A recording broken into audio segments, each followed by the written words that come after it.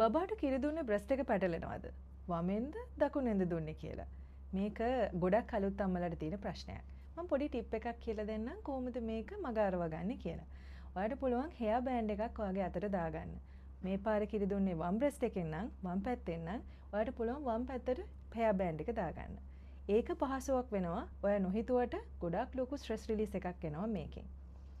අනිත් දේ තමයි කිරි දෙනකොට සමහර ඉරියව් පාවිච්චි කරද්දී අපේ අත්වලට ලොකු වේදනාවක් දැනෙනවනේ. බබා වල්ලන් ඉන්න විදිහ නිසා නැත්නම් බබාව තියාගෙන ඉන්නකොට එකම ඉරියව්වෙන්. එතකොට ඔයාට දැනෙන අපහසුව මගහරව ගන්න ඔයාට පුළුවන් ෆීඩින් පිලෝ එකක් පාවිච්චි කරන්න. ඒකෙන් ඔයාගේ බබාගේ බර ඔයාගේ අතට දැනිලා අත වේදනාවක් දැනෙන එක වළක්ව ගන්න පුළුවන්.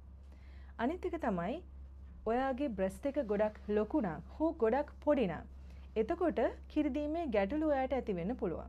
ගොඩක් ලොකු නම් ඇති වෙන ගැටලුව තමයි බ්‍රෙස්ට් එක හරියට බබාට ඇටච් වෙන්නේ නැති එක. මේකෙදි ඔයාට හෙල්ප් එකක් ගන්න පුළුවන්. මම මේ දක්වලා තියෙන විදිහට බ්‍රෙස්ට් එක හෝල්ඩ් කරලා තියාගත්තොත් ඔයාට පුළුවන් ඒ දැනෙන අපහසුව මගහරවගෙන බබාට කිරි දෙන්න.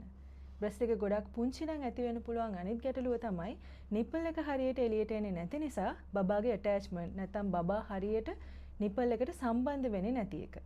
ඉතින් මේ වගේ ගැටලුවක් තියෙන කෙනෙක්ට දැන් ඔයාට පුළුවන් ෆාමසි වලින් ගන්න නිපල් ෂීල්ඩ් එක. මේකෙන් ලොකු පහසුවක් ලැබෙනවා. මොකද ඔයාගේ බබාට කිරි උරලා බොන්න නිපල් ෂීල්ඩ් එක හරහා අවස්ථාව දෙන්න ඔයාට පුළුවන් නිසා. ඒ වගේම තමයි බබාට කිරි දෙන්න කලින් හොඳ හොට් බාත් එකක් අරගෙන. එහෙම නැත්නම් උණුසුම් තෙත රෙදි කෑල්ලකින් පියුරු හොඳට පිරිමදිනවා නම් ටච් කරනවා නම් ඒකෙන් ඔයාට පුළුවන් හොඳ ෆ්ලෝ එකක් සහිතව බබාට කිරි දෙන්න. ඒ වගේම මොනම වෙලාවකවත් කවුරු කිව්වත් හිතන්න එපා ඔයාට කිරි මදි කියලා. ඔයාට අනිවාර්යෙන් කිරි තියෙනවා. කිරි වැඩෙන ආහාර වේලක් අරගෙන බබාට දිගින් දිගටම කොච්චර වේදනාවක් තිබුණත් මුල කාලේ කිරි දෙන්න.